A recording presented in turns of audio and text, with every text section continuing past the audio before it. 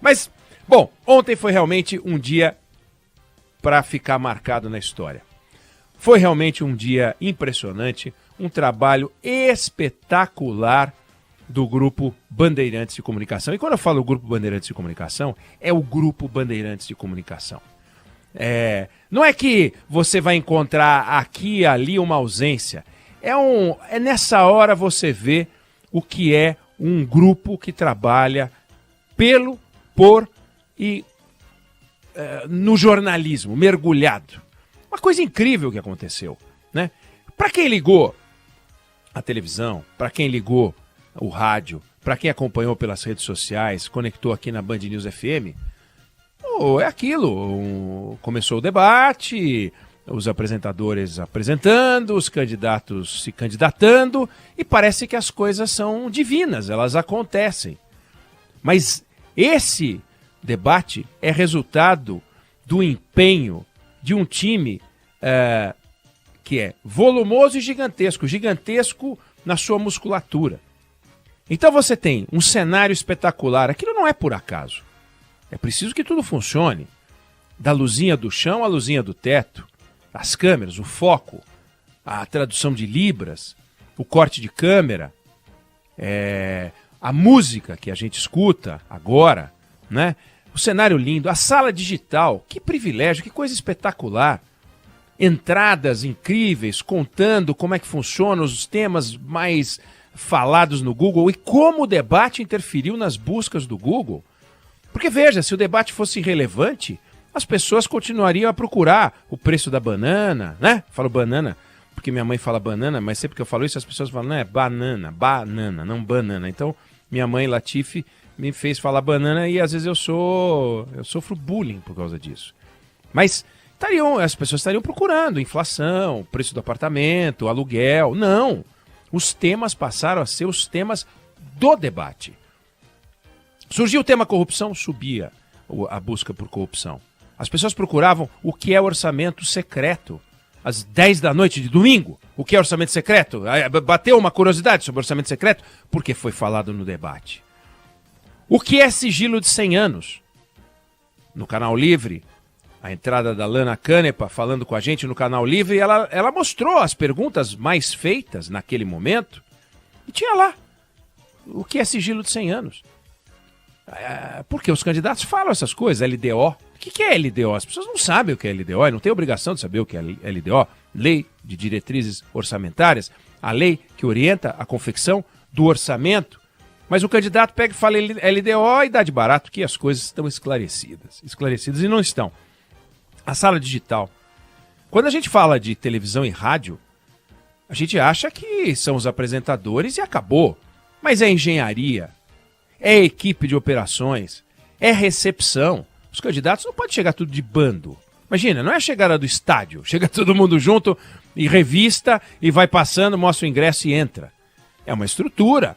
Bolsonaro, Lula, digamos que não são os melhores amigos. Ciro, Simone Tebet, né? Soraya Tronic, Luiz Felipe Dávila. As pessoas vão chegando, então você tem que colocar um numa sala, outro numa outra sala, outro na sala mais distante, um vai passar na frente do outro, um vai chegar às 7, outro chega às 7h20, como é que vai ser? 15 minutos e tal. Então, é recepção, é logística, é um trabalho impressionante, infraestrutura, produção, equipe de reportagem, apostos, os candidatos todos chegando e os microfones do Grupo Bandeirantes ali, Band News FM, RB, Band News TV, TV Band, Jornal todos os canais digitais, né? Então, você tem um trabalho espetacular que acontece, a direção do evento, não é assim, né? Que as coisas não... O roteiro, a organização. E um capítulo à parte, e que também parece divino, mas não é, os candidatos estavam lá. Como é que é isso, né? Como é que os candidatos vão? Vão porque você põe na agenda? Você põe na agenda, tem debate dia 28 na Band, vai lá, open de proposta. Não é assim.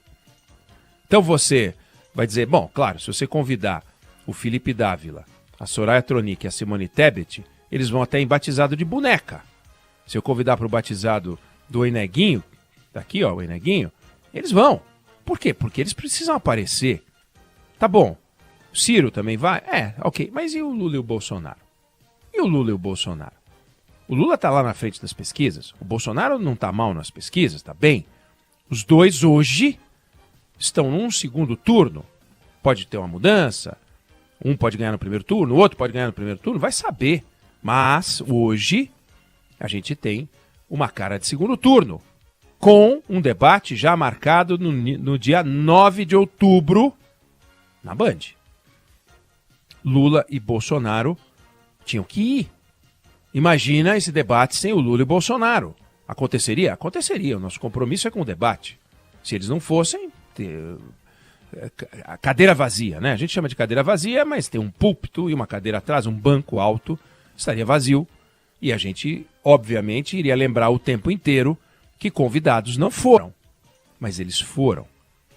E isso é uma construção. É uma construção que envolve, desde o primeiro debate na Band, o nosso diretor nacional de jornalismo, Fernando Mitre, mas que neste debate envolveu o André Basbaum, diretor de conteúdo jornalístico, que se empenhou pessoalmente nesse trabalho de convencimento. E com um bastidor, que eu vou contar aqui, e que o Ciro botou no Twitter quando estava chegando na Band, a segurança do Bolsonaro e a segurança do Lula pediram para não ficar nos púlpitos que estavam reservados para os dois. Bolsonaro ficou, né? Na verdade, não queriam ficar lado a lado, porque no sorteio ficou pela ordem uma distribuição em que Lula e Bolsonaro ficavam lado a lado, mas lado a lado mesmo.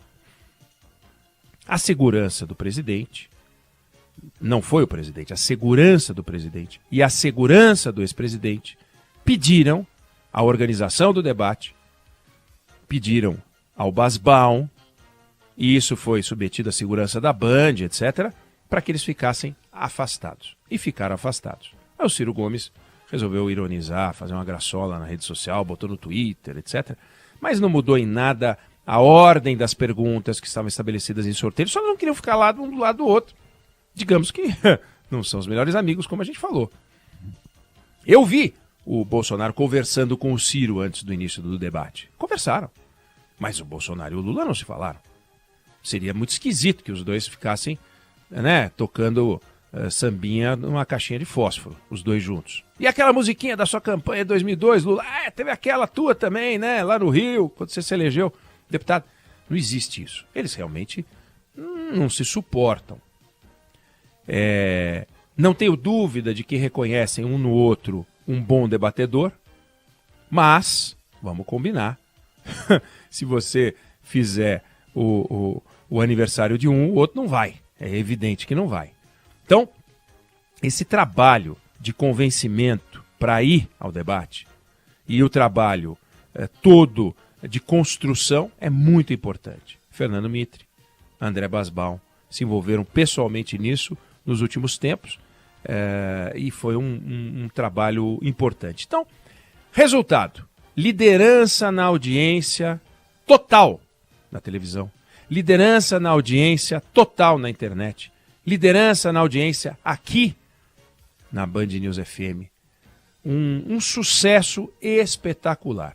E uma contribuição inequívoca do jornalismo da Band para o processo eleitoral, para o esclarecimento da sociedade.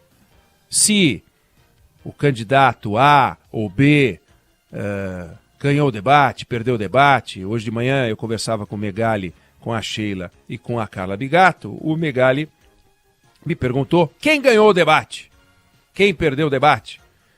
E eu falei, ganhou o debate quem sintonizou na tela da Band ou aqui na Band News FM, perdeu o debate quem resolveu ir para outra emissora. E ele falou, você está saindo um grande de um político. Bom, o debate era um debate político, vai ver, me deixei influenciar. Mas é verdade. Quem assistiu, aprendeu, viu, conheceu um pouco de cada um dos candidatos. Os estilos, as propostas, e cada um, ao contrário de outros debates, foi aquilo que é na sua essência. Lembrando que, para nossa sorte, a gente não teve a presença de candidatos folclóricos. Não tinha Enéas Carneiro, né? Não tinha Cabo Daciolo, glória a Deus. Não tinha isso. Só tinha gente defendendo seus pontos de vista. Tinha ali o liberal, tinha ali a candidata do MDB, União Brasil. Não tinha ninguém fazendo palhaçada, sabe? Não tinha ninguém querendo virar meme, querendo virar celebridade. Quem sabe ser chamado para um programa desses, de uns reality show desse. Esse candidato a presidente da República agora no reality. Esse candidato, e daí vai para o TikTok, toque-toque, tuk-tuk, sei lá eu. Não tinha nada disso. Então foi um debate sério, sério. E cada um com a sua estratégia. O Lula entrou sabendo que ia tomar toco de todo mundo. O Bolsonaro entrou sabendo que ia tomar toco de todo mundo. E os outros tentando dar toco. Basicamente é isso. A turma que ia tomar toco é a turma que queria dar toco. O Ciro, que tem um desempenho nas pesquisas que não passa, não chega a 10%, louco para passar, para chegar ao segundo dígito. Mas o Banco Central dos eleitores está jogando o juro dele para baixo. Ele fica ali 9, 8, 7. Agora na última rodada de pesquisa que saiu hoje, ele deu uma subidinha, chegou a 9 de novo. Nós vamos até falar sobre isso. Mas é um desafio, ele precisa crescer. O que ele faz? E ele fica. Bate no Lula, bate no Bolsonaro. E mostra que os dois se opõem e ele vai unir o Brasil, né? Lula, com a sua estratégia de tentar mostrar que ele está aberto a conversar com qualquer um. Num momento engraçado do debate até, vira para o Ciro e diz, olha, esse aí tem o coração mais mole que suas palavras, porque o Ciro estava dando pancada nele, e a pergunta que foi feita para eles é se os dois estariam juntos no segundo turno. Dificuldade para responder a primeira pergunta. Bolsonaro perguntou a ele sobre corrupção, dificuldade para responder. Pegou e leu pontos do programa de governo que ele teria adotado no seu governo para mostrar que combateu a corrupção. Não foi a melhor resposta do Lula e foi a primeira pergunta do Bolsonaro, que eu não tinha dúvida de que, escolhido para fazer a primeira pergunta, ele escolheria o Lula. Porque se ele escolhesse outro candidato, iam dizer que ele fugiu do confronto com o Lula. Foi para cima do Lula com uma pergunta sobre corrupção, sabendo que quem responde tem a tréplica, é o último a falar. Quem pergunta fala durante 1 minuto ao perguntar, 1 minuto ao fazer a réplica, fala 2 minutos contra 4 do outro. E foi engraçado na primeira resposta do Bolsonaro, por exemplo, e aí a gente viu as estratégias, porque o Lula falou 2 minutos e pouco, esperou para falar mais 2. O Bolsonaro, na primeira resposta, falou quase 4 minutos, ele guardou 13 segundos para a tréplica. Então, são estratégias, houve pedido de tempo, né, de direito de resposta. Bolsonaro pediu 3 vezes direito de resposta, Lula pediu 1 vez direito de resposta, Simone Tebet pediu direito de resposta. Então, foram os momentos mais tensos, né, os pedidos de direito de resposta. E foi até engraçado, porque um dos direitos de resposta do Bolsonaro foi concedido e ele acabou falando de várias coisas, e até do direito de resposta. Ele foi lá e falou outras coisas também, né? Mas festa com regras rígidas que não atrapalharam os candidatos para expor o que eles queriam falar. Olha, eu nunca vi 4 minutos renderem tanto. Rendia, dava tempo de falar. Jornalistas fazendo as perguntas com a liberdade que tinham, colocando os pontos, colocando os itens que achavam importante, a pauta da mulher apareceu com força. As 2 candidatas mulheres foram bem. Simone Tebet acho que melhor do que Soraya Tronic, mas foram bem, né? E é importante a gente olhar que todos estavam respeitando uma pessoa, que é você que estava assistindo o debate. Não foi um debate, e eu já vi outros debates, em que parecia que Sua Excelência, o eleitor, aquele a quem o debate se destina, estava sendo ignorado. Não senti isso ontem. E como eu e a Adriana Araújo mediamos a primeira parte do debate, a gente pôde ver os candidatos lado a lado o tempo todo. Quem assistia na televisão tinha uma vantagem sobre nós, que era ver a expressão, o olhar, o sorriso irônico. Lula fez, Ciro fez, Bolsonaro não movia um músculo quando era atacado. Esse detalhe só dava para ver na televisão, quem estava colado na televisão. Nós, os mediadores, a gente olhava o conjunto. E o conjunto tem uma característica que eu queria destacar. Os candidatos estão lado a lado. Quando a gente fala frente a frente, como forma de linguagem, né, figura de linguagem, pela primeira vez os candidatos frente a frente é ainda mais longe do que o lado a lado. O lado a lado é muito lado a lado. Se dois assessores resolvessem ficar de costas um para o outro no espaço entre dois púlpitos para conversar com seus candidatos, iam roçar os traseiros. É muito perto. Então, imagine a Simone Tebet falando do Bolsonaro, atacando o Bolsonaro, com o Bolsonaro a um braço de distância dela. Voavam perdigotos. Muito perto. O que aumenta o clima de tensão que era percebido lá dentro do estúdio. Na televisão, duas câmeras apontando para os dois candidatos. Eles poderiam estar a 10 quilômetros um do outro ou a 10 centímetros. Mas lá na hora eles estavam perto. Então, o candidato olhando para frente, ou olhando para o oponente, uma coisa muito importante. Então, que pouca proposta? Ok, não tinha muita proposta, não tinha muito projeto, tinha muita explicação, mas tinha atitude e os candidatos na sua inteireza. Festa da democracia, expressão que pode parecer batida, mas um evento extraordinário do Grupo Bandeirantes. Ficou líder, não é à toa, porque entregou. Então, tá de parabéns. E quem ganhou, volto a repetir, viu, Megali? Quem ganhou foi quem assistiu, quem perdeu foi quem mudou de emissora.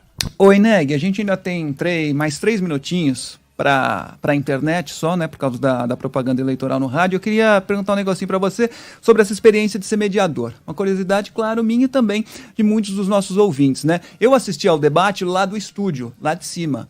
Então a gente tem uma visão geral da coisa, né? Enquanto um candidato está falando, a gente tem a oportunidade de observar as reações dos outros candidatos. A gente não tem a feição exata daquele que está falando. Claro, a gente pode ficar olhando também nos monitores, mas tem todo um contexto geral. Imagino que seja a mesma atenção que vocês têm como mediadores. Inclusive, quando o Bolsonaro gastou quase os 4 minutos dele naquela primeira resposta, eu percebi que você e a Adriana se olharam como que perguntando pro outro, será que ele esqueceu? Tem toda essa atenção dos mediadores para tudo que está acontecendo, né? É perfeito. Aliás, você foi no ponto. Foi um momento em que a gente se conversou, porque era assim, bom, e aí? E se ele gastar os 4? Porque se ele gastasse os 4, eu não me lembro quem foi. Foi o Ciro que perguntou para ele. O Ciro vai ter a réplica. Quando chegasse a tréplica, o Bolsonaro ia sair falando, eu ia ter que falar, candidato, o senhor gastou todo o seu tempo já na resposta, o senhor não tem nenhum tempo para a sua tréplica. Então, eu falei, olha, eu e a Adriana, pode acontecer aqui agora algo que a gente não imaginou. Não que a gente não imaginou, é que não parece muito lógico o sujeito gastar tudo e de repente ele toma um toco do outro e não tem mais tempo. Mas ele parou de falar e parecia jogo de basquete, sabe? Quando o tempo vai acabando, você fala, não vai dar tempo pro lance, não vai dar tempo pro lance, será que o Bolsonaro vai ficar sem tempo? E aí a gente ia ter que interferir se ele saísse falando na sua tréplica sem tempo. Ele guardou 13 segundos e usou só os 13 segundos. Aliás, você acompanhou de lá e você viu que em pouquíssimos momentos a gente precisou falar, candidato, o seu tempo acabou, por favor, a sua pergunta, que a gente viu em outros debates, mas eles estavam, em relação ao tempo, muito disciplinados, não sei se foi a sua impressão.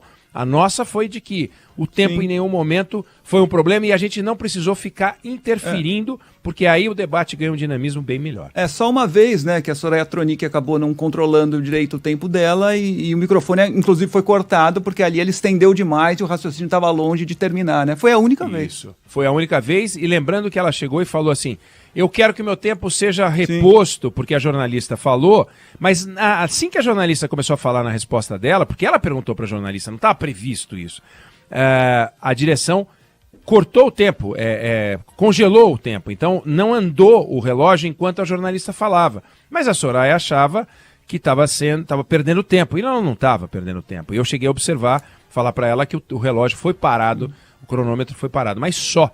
Então foi uma condução tranquila. Claro, você sempre fica esperando, né? É como o policial que sai para o trabalho e volta e diz, o dia foi tranquilo, mas ele só sabe depois que acabou, né? Porque pode acontecer algum problema no meio do caminho, ou bombeiro, mas foi realmente muito tranquilo e foi um posto de observação privilegiado igual o seu, de poder acompanhar esse debate que foi um espetáculo.